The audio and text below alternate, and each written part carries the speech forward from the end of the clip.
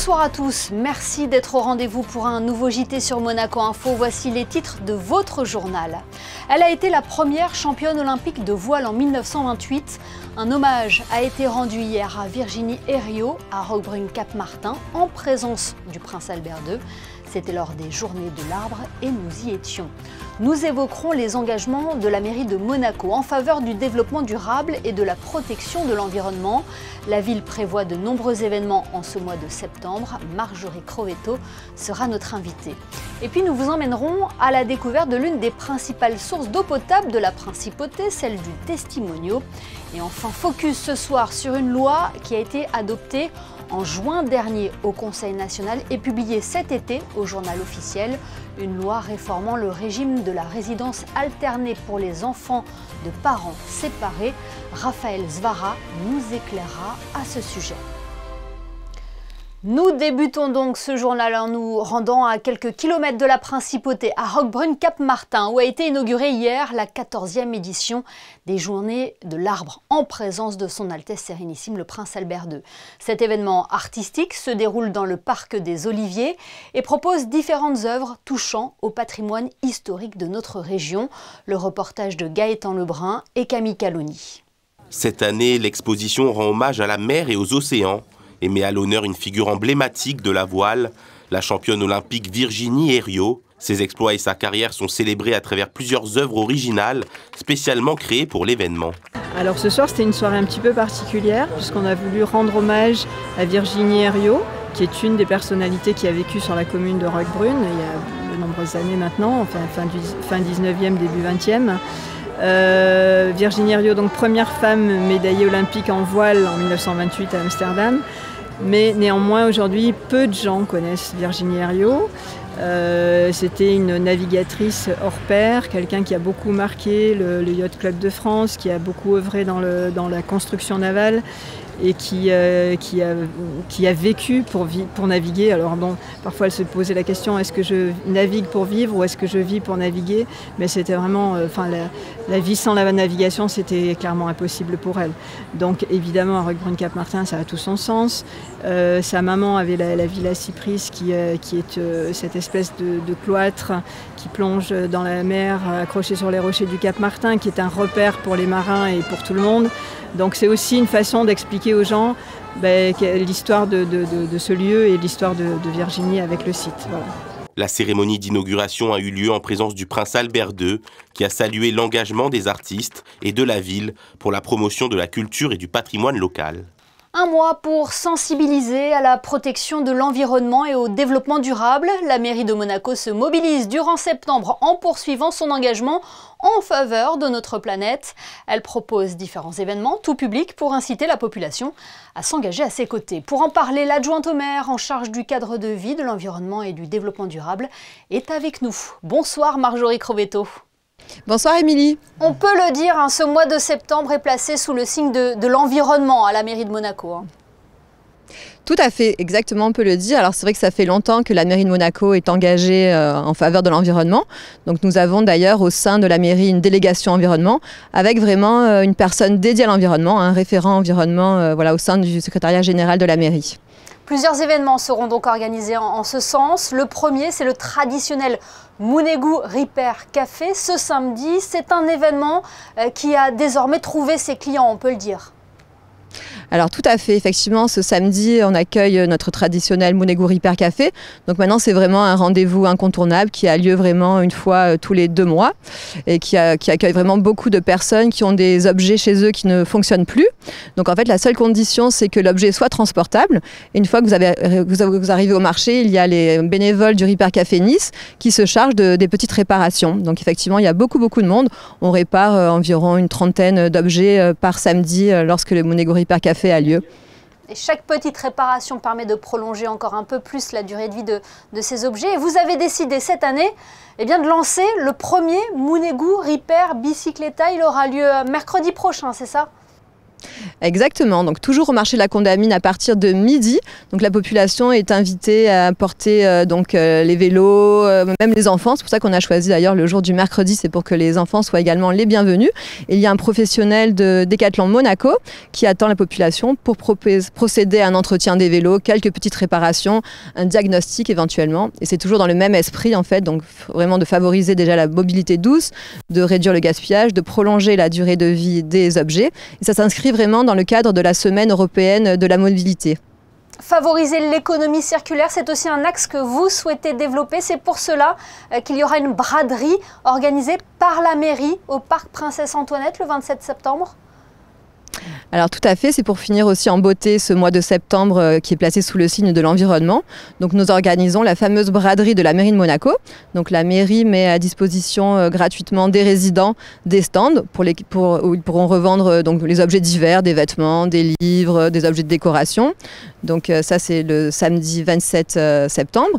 Et cette année il y a une petite particularité qui a été imaginée par le projet communal junior. Donc il y a un coin vraiment dédié à la jeunesse, un coin vide-chambre pour permettre aux collégiens aussi de vider leur chambre en cette rentrée et de vendre tous les objets dont ils ne se servent plus et qui se trouvent dans leur chambre. On l'a bien compris, Marjorie Crovetto, à travers ces événements, la mairie souhaite inciter la population à s'engager en faveur du développement durable, mais aussi pour la protection de l'environnement. Vous invitez d'ailleurs les Monégasques et les résidents à vous rejoindre pour la journée mondiale du nettoyage de la planète le 20 septembre. Ce sera de nouveau au marché de la Condamine, le top départ de la World Cleanup Day, donc la journée mondiale du nettoyage de la planète. Alors cette année, nous avons souhaité une petite nouveauté pour rendre l'événement plus inclusif et permettre vraiment à tous ceux qui souhaitent y participer de pouvoir y participer. Donc nous allons organiser 2 parcours avec des niveaux de difficulté différents. Donc c'est une nouveauté et on espère vraiment que tout le monde viendra nombreux et répondra à cette marche symbolique qui est importante pour nous. Et aussi un petit clin d'œil avec notre ville jumelle, puisque notre top départ sera donné en même temps que le top départ à Ostende pour ce projet commun de marche de nettoyage pour la planète. Ce mois de septembre est aussi l'opportunité de mettre en valeur les acteurs qui portent ce message de la protection de l'environnement. Une conférence aura lieu à la Casa di Sochi et elle mettra en valeur l'action de l'association monégasque pour la protection de la nature. Dites-nous en plus. Tout à fait. Alors effectivement, l'action de la mairie, c'est aussi de mettre en avant tout ce que font nos associations, notamment en faveur de l'environnement. Donc à l'occasion de la Journée de la mer, à la Casa di Sochi, nous allons accueillir l'association monégasque de la protection pour la nature qui va présenter à la population ses actions qui datent depuis 50 années, donc 50 ans vraiment pour préserver la biodiversité marine. Donc il y aura une conférence et également un atelier qui sera proposé par l'association et qui permettra à la population de se mettre dans la peau d'un scientifique pour voir un petit peu les processus de suivi de cette biodiversité marine. Eh bien, merci beaucoup Marjorie Crovetto d'avoir été notre invitée ce soir. On rappelle à nos téléspectateurs que l'ensemble du programme de ce mois de septembre dédié à l'environnement est à retrouver sur le site officiel de la mairie de Monaco. Merci beaucoup Marjorie Crovetto. Un grand merci Émilie. Bonne soirée. Le saviez-vous, Monaco dispose de 6 sources naturelles d'eau qui assurent en moyenne un tiers de ses besoins en eau. Ce soir, nous vous emmenons à la découverte de l'une des principales sources de la principauté, celle du Testimonio. Immersion avec Devika Guérenfard, Arnaud Imbert et Clélia Renaud. Nous la consommons tous les jours sous toutes ses formes, mais d'où vient-elle ?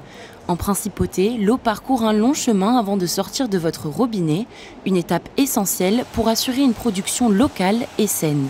Alors effectivement, c'est un long chemin que parcourt l'eau. On a effectivement des sources locales au nombre de 6 qui participent à la production de Monaco, mais qui ne suffisent pas à assurer les besoins journaliers de Monaco. Et donc on a 2 origines d'eau différentes en réalité. La production locale, qui est traitée ici sous nos pieds dans une usine de production, et puis des acheminements à partir de l'extérieur, en provenance de Nice, du canal à Vésubie, ou d'Italie par le biais de la Roya. Parmi ces sources, certaines sont plus exposées que d'autres aux grands projets urbains, mais au Larvotto, celle du Testimonio a soigneusement été protégée, malgré l'ampleur du chantier nommé à son honneur. Alors ici, nous sommes au cœur du sujet de la source Testimonio, qui a été préservé et sauvegardé malgré l'importance du programme immobilier Testimonio 2. Et donc derrière moi se trouve une cuve de récupération des drains qui ont été tirés à l'arrière du projet et qui récupèrent toute l'eau de la source Testimonio, qui ensuite est acheminé au travers de ces tuyaux qui sont à côté de moi vers une bâche de reprise, laquelle bâche est pompée pour envoyer l'eau à notre usine de traitement au Larvoto qui est située à peu près 200 ou 300 mètres d'ici. Et effectivement, ça valait le coup parce que c'est le deuxième point de production de la Principauté, derrière la source Ingram et devant les 4 autres sources dont on parlait, puisqu'elles sont 6 en tout. Donc c'est quand même une source vraiment très, très importante. Mais pour la Société monégasque des eaux, préserver les ressources, c'est aussi mieux informer le public sur son usage. On a commencé à mettre en place une petite vignette et qui permet de voir l'état de dépendance de Monaco par rapport à ses besoins journaliers. Tout l'enjeu de cette communication, c'est de faire prendre conscience aux gens qu'effectivement l'eau coule souvent, quasiment tout le temps au robinet, et pour autant c'est pas si simple que ça et qu'il y a des mesures à prendre pour préserver l'avenir, je veux dire. Des sources préservées, un suivi constant et une sensibilisation régulière. À Monaco, l'eau est l'affaire de tous et au Larvoto, elle coule à flot au pied des gratte-ciel. Focus à présent sur une loi qui a été adoptée en juin dernier au Conseil national et publiée cet été au Journal officiel. Une loi réformant le régime de la résidence alternée pour les enfants de parents séparés. En quoi ce changement législatif est-il une avancée? Pour le savoir, nous sommes avec Raphaël Zvara. Bonsoir. Bonsoir. Merci d'être notre invitée ce soir. Vous êtes avocate associée au sein de CMS Monaco. Est-ce que cette loi est une évolution majeure dans le droit de la famille? Alors oui, cette loi est une évolution majeure à mon sens pour le droit de la famille pour plusieurs raisons et une évolution très rapide, je trouve aussi, qui conforte la volonté de moderniser le droit de la famille à Monaco. Pourquoi ? Parce qu'aujourd'hui, et depuis le 11 juillet 2025, le magistrat a la possibilité, s'il juge que c'est dans l'intérêt supérieur de l'enfant, de mettre en place une résidence alternée, même si l'un des deux parents n'est pas d'accord pour que de telles modalités soient implémentées. Et avant le 11 juillet 2025, ce n'était pas le cas. L'accord des deux parents était nécessaire. C'est une réforme qui vise à assurer l'intérêt de l'enfant, hein. Alors tout à fait, puisque l'intérêt de l'enfant est au cœur des débats, c'est la priorité du magistrat qui va fixer les modalités d'exercice de l'autorité parentale. Et aujourd'hui, grâce à cette loi, on va lui laisser au magistrat la possibilité de mettre en place une nouvelle modalité qui est la résidence alternée, même sans l'accord d'un des deux parents. Donc on va peut-être quelque part, moi je le vois comme ça, rationaliser le débat avec une prise en compte d'éléments objectifs, l'intérêt de l'enfant, et on va le dépassionner en fait, puisque certains parents parfois, parce qu'il y a des rancœurs, des tristesses, ne veulent pas mettre en place la résidence alternée, mais ce n'est pas toujours dans l'intérêt de l'enfant de ne pas la mettre. Ce sont les enjeux soulevés par cette disposition provisoire? Cette disposition, elle est particulière. Pour moi, elle est nouvelle. Je sais qu'en France, ils ont la même disposition. Elle permet au juge de mettre en place, pour une durée qui sera déterminée, j'imagine, dans son ordonnance ou sa décision, une résidence alternée pour ensuite revenir certainement dessus et la valider définitivement ou pas. Je comprends aussi par ce texte, parce que je ne l'ai pas encore appliqué, que cette possibilité de mettre en place une période provisoire n'est pas une obligation.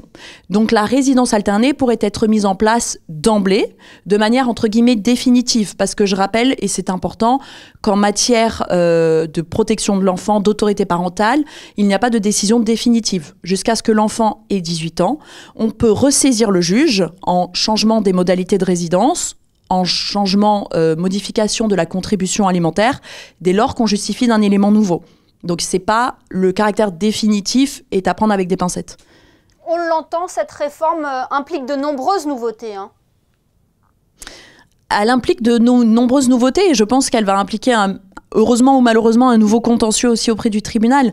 Ça implique peut-être plus de saisine du tribunal par, j'imagine aujourd'hui c'est le cas, plus de papas qui vont vouloir avoir leurs enfants davantage et qui n'avaient pas eu cette chance ou cette opportunité avant la promulgation de cette loi, puisque ce n'était peut-être pas le choix de la maman, pas la volonté de la maman. Et il suffisait à l'un des deux parents avant le 11 juillet de dire « je ne souhaite pas que la résidence alternée soit mise en place », pour que la résidence alternée ne le soit pas. Donc aujourd'hui, ça va impliquer certainement des nouvelles saisines. Merci beaucoup Raphaël Svara d'avoir été notre invité ce soir pour nous éclairer donc sur cette loi réformant le régime de la résidence alternée pour les enfants de parents séparés. Merci.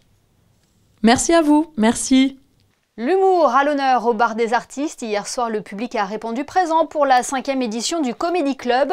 Une nouvelle soirée placée sous le signe de l'humour et de la bonne humeur qui a vu plusieurs stand-uppers se succéder sur scène.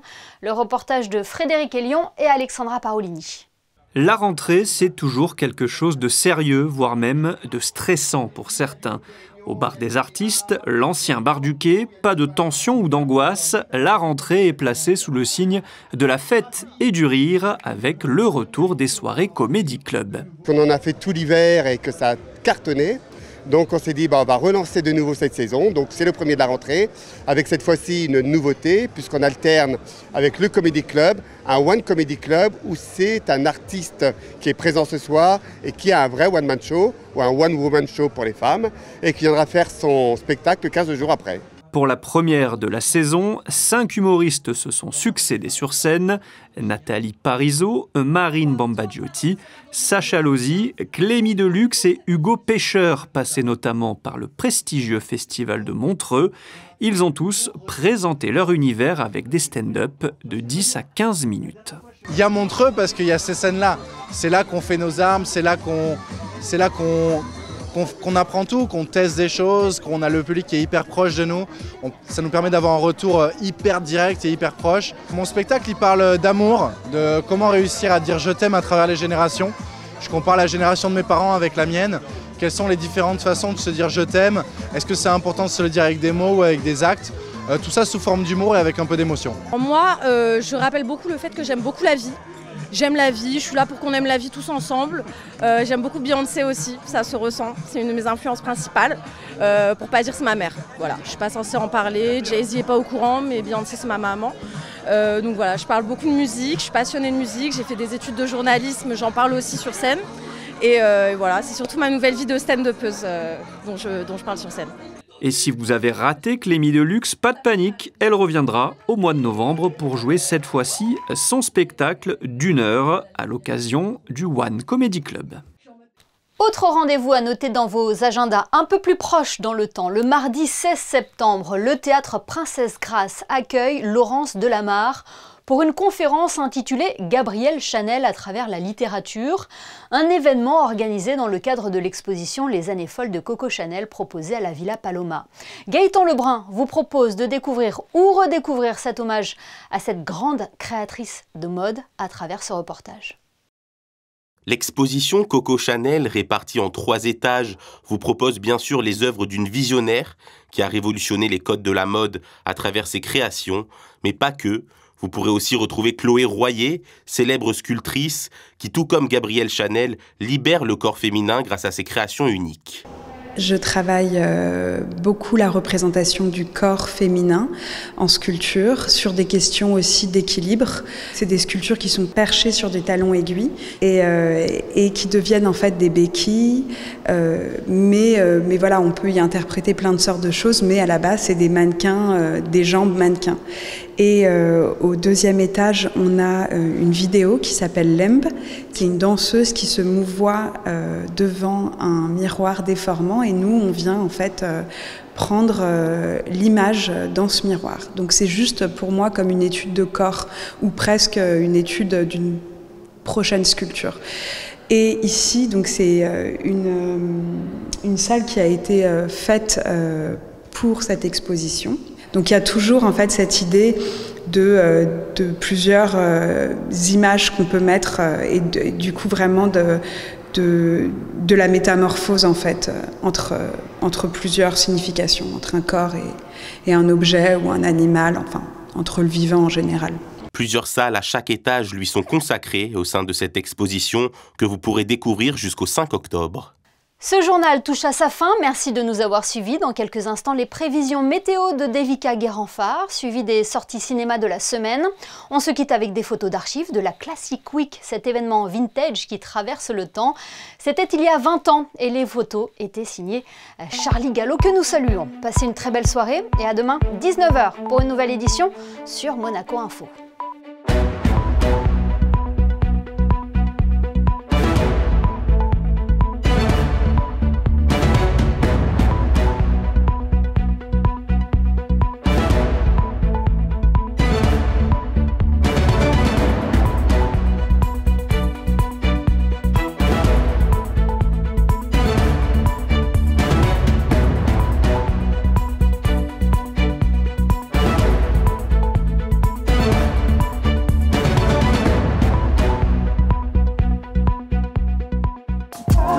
Retrouvez la météo avec Maya Bay, le restaurant référence thaï japonais de Monaco.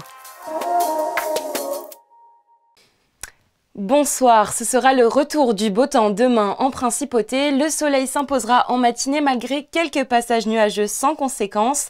Même scénario dans l'après-midi avec un ciel globalement dégagé. Côté température, prévoyez 19 degrés au lever du jour et jusqu'à 25 au meilleur de l'après-midi. Une douceur bien agréable en cette fin de saison estivale. Demain, le soleil se couchera à 19h49 et nous fêterons les Adelphes. Très bonne soirée sur Monaco Info.